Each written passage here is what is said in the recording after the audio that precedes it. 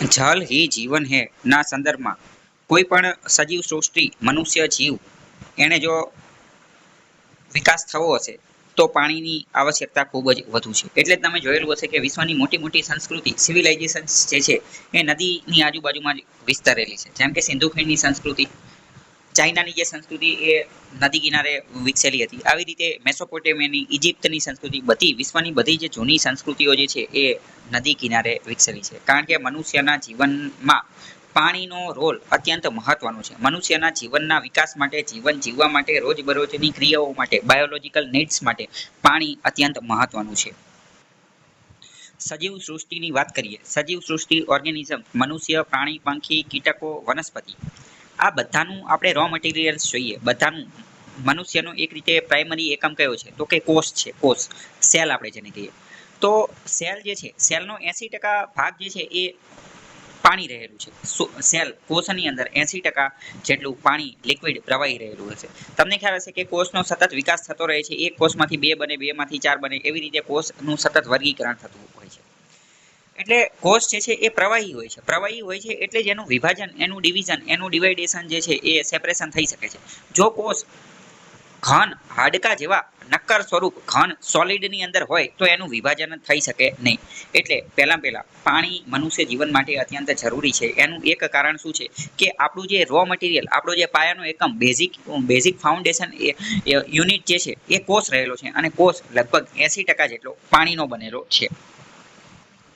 તમને ખ્યાલ હશે કે એક કોષમાંથી અનેક કોષ બનતા હોય, જેમ કે એક કોષી સજીવ, અમીબા ને એ બધા લોકો, એવી રીતે મનુષ્ય જે છે એ બહુકોષી સજીવ છે, પરંતુ જ્યારે મનુષ્ય નાનો હોય ત્યારે એના કોષ અને મોટો થાય એના કોષ એ વધુ હોય છે। નાનો હોય ત્યારે ઓછા કોષ હોય, મોટો થાય ત્યારે વધુ કોષ હોય। એક કોષમાંથી સતત એનું વિભાજન થઈ અને મોટા અને મોટા અને મોટા, વધુ અને વધુ કોષ બનતા રહેતા હોય છે। તો આ કોષ વિભાજન એ કોષ જે છે એ લિક્વિડ, પાણી, પ્રવાહી અવસ્થાની અંદર છે, એટલે જ તો એનું વિભાજન જે છે શક્ય છે, નહીંતર એનું વિભાજન થઈ શકે જ નહીં। બીજી પાણીની જરૂરિયાતો છે, મનુષ્યના શરીરની અંદર પ્રોટીન આવેલું હોય છે, તો પ્રોટીનના સર્જન માટે, ફોર્મેશન ઓફ પ્રોટીન, એની માટે પણ પાણી જે છે અત્યંત મહત્વનું છે। મનુષ્યના શરીરની અંદર પ્રોટીનના સર્જન માટે પણ પાણી ખૂબ જરૂરી છે। આ ઉપરાંત મનુષ્યના શરીરની અંદર બીજા અમુક જૈવિક રસાયણો, બાયોલોજીકલ કેમિકલ્સ, મનુષ્યના શરીરના અમુક એન્ઝાઇમ્સ, અમુક જૈવિક તત્વો, અમુક જૈવિક રસાયણો, એના સર્જન માટે પણ પાણી ખૂબ જ જરૂરી છે। આપણા મનુષ્યના શરીરની અંદર આપણી બાયોલોજીકલ એક્સરે અથવા બાયોલોજીકલ પ્રોફાઇલ જેની ઉપર આધાર રાખે છે એને કહેવાય ડીએનએ।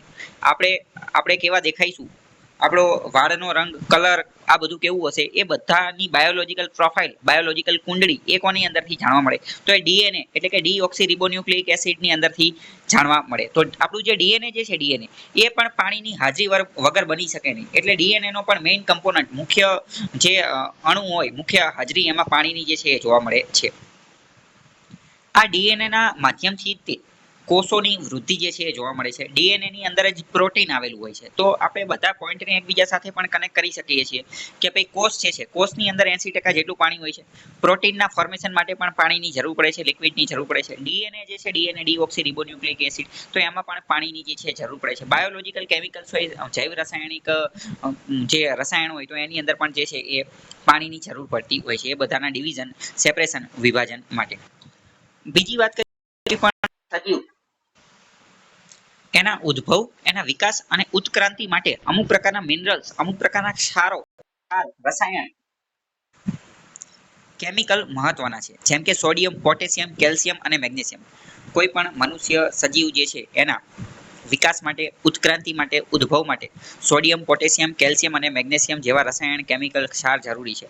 અને આ બધા જે કેમિકલ્સ, જે ક્ષાર જે છે એની અંદર, એમાં જ્યારે પાણી ભળે છે પછી એની અંદરથી ઇલેક્ટ્રોલાઇટ પ્રવાહી બને છે, અને એ આપણું જે ન્યુરોલોજીકલ સિસ્ટમ જે છે, જ્ઞાન તંતુ વાળું જે સિસ્ટમ જે છે, અને અહીંયા ન્યુરોન્સથી જે આપલે થાય છે, એની અંદર જે વિદ્યુત સિગ્નલો ને એના વડે જે આખી વાતચીત ને એ બધું થાય છે, મગજની અંદર ન્યુરો સેલ્સ જે રીતે વર્ક કરે છે, તો એની અંદર પણ પાણી, પ્રવાહી, લિક્વિડ જે છે એની ખાસ જરૂર પડે છે।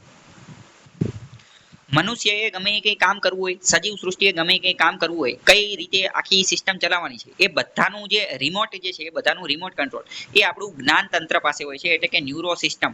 મગજની અંદર અને કરોડરજ્જુની અંદર જે સિસ્ટમ હોય એ જ સમગ્ર શરીરના બધા જ અવયવોને સિગ્નલ મેસેજ સંદેશો પાઠવતું હોય છે કે અહીંયા ખંજોળ આવે છે, અહીંયા જતું રહે હાથને બધાને.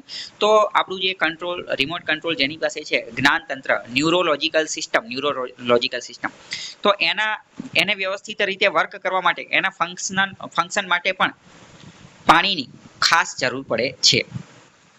બીજી વાત કરીએ, સમુદ્રના પાણીની અંદર અમુક ક્ષાર રહેલા હોય છે. સમુદ્રના પાણીની અંદર સોડિયમ એટલે કે Na, કેલ્શિયમ એટલે કે Mg, પોટેશિયમ અને મેગ્નેશિયમ આ બધા ક્ષાર રહેલા હોય છે. અને આ બધા ક્ષારો જે છે એ ખડકના માધ્યમથી જળની અંદર આવી ગયા હોય છે. એટલે કે બધા ક્ષારો જે છે, બધા ક્ષાર એ જળની અંદર ઓગળી ગયા હોય છે. અને એના કારણે જ એવું માનવામાં આવે છે કે સૌથી પહેલો સજીવ જે છે, એકકોષી સજીવ અમીબા, એ જે છે એ પાણીની અંદર જોવા મળેલો હતો, જમીન ઉપર નહીં. આ પણ એક પ્રશ્ન રહેલો છે કે સૌથી પહેલું જો કોઈ સજીવ ઓર્ગેનિઝમ્સ જો ક્યાંય જોવા મળેલું હોય તો એ પહેલા પાણીની અંદર સમુદ્રમાં જોવા મળેલું હતું, જમીન ઉપર નહીં. કેમ? કારણ કે પાણીનો આપણી સાથે ખૂબ જ નજીકનો નાતો રહેલો છે. તો પાણી વિશે તમને ખ્યાલ આવી ગયો છે કે પાણી કેટલું મહત્વનું છે. અને એટલે જ તમને ખ્યાલ હશે કે વૈજ્ઞાનિકો જ્યારે બીજા ગ્રહની શોધખોળમાં લાગેલા હોય, બીજા ગ્રહની, તો એ બીજા ગ્રહની અંદર પણ ખાસ કરીને પાણી શોધવાની કોશિશ કરતા હોય છે કે બીજા ગ્રહ ઉપર આપણને પાણી મળી જાય અથવા બીજા ગ્રહના ઉપગ્રહ ઉપર પાણી મળી જાય. અને જ્યારે કોઈ ગ્રહ ઉપર પાણી એ પછી કોઈ પણ અવસ્થાની અંદર હોય, ગેસ, સોલિડ કે લિક્વિડ, કોઈ પણ અવસ્થાની અંદર જ્યારે પાણી મળે તો વૈજ્ઞાનિકો ખુશાલ થઈ જતા હોય છે. અને એકવાર પાણી મળે તો પછી અહીંયા માનવ જીવન પાંગરી શકશે, આગળ વધી શકશે, એની કલ્પના થઈ શકે છે અથવા થોડી ઘણો વિચાર થઈ શકે છે. ઇન શોર્ટ, પાણી અત્યંત મહત્વનું છે. જીપીએસસી યુપીએસસી ની અંદર ભૂતકાળમાં આ પ્રશ્ન પણ પૂછાઈ ગયેલો છે કે મોટા ભાગની સજીવ સૃષ્ટિ, સિવિલાઇઝેશન્સ, વસાહતો, માનવ સંસ્કૃતિ જે છે એ નદી કિનારે જ શા માટે પાંગરી હતી? તો એની અંદર પણ તમે આ બધા પોઈન્ટ જે છે એ લખી શકો છો. પાણીનું સજીવના જીવનની અંદર શું મહત્વ છે એ. બીજી તમે વસ્તુ જુઓ કે આપણે જૂની જેટલી સિવિલાઇઝેશન છે, જૂની જેટલી સંસ્કૃતિ જે છે એ નદી કિનારે વિકસી હતી. એ સિવાય બીજો પ્રશ્ન પણ પૂછાઈ શકે જે અત્યાર સુધી એકેય એક્ઝામમાં નથી પૂછાયો, અને એ તમે તમારી આજુબાજુ નોટ કરશો કે જેટલા પણ મોટા શહેરો જે છે, જેટલા પણ મોટા શહેરો એ પણ નદી કિનારે જ વિકસેલા છે. જેમ કે અમદાવાદ જોવો તો સાબરમતી નદીના કિનારે, રાજકોટ જે છે તો એ આજી નદીના કિનારે, વડોદરા જે છે તો વિશ્વામિત્રી નદીના કિનારે. આવી રીતે તમે જેટલા પણ મોટા શહેર જોશો તો એ પણ નદી કિનારે જ વિકસેલા છે. બીજી વસ્તુ, જે શહેરો નદી કિનારે વિકસેલા છે એનો જ થોડો ઘણો ખૂબ વધારે મોટા પ્રમાણમાં વિકાસ થયેલો છે.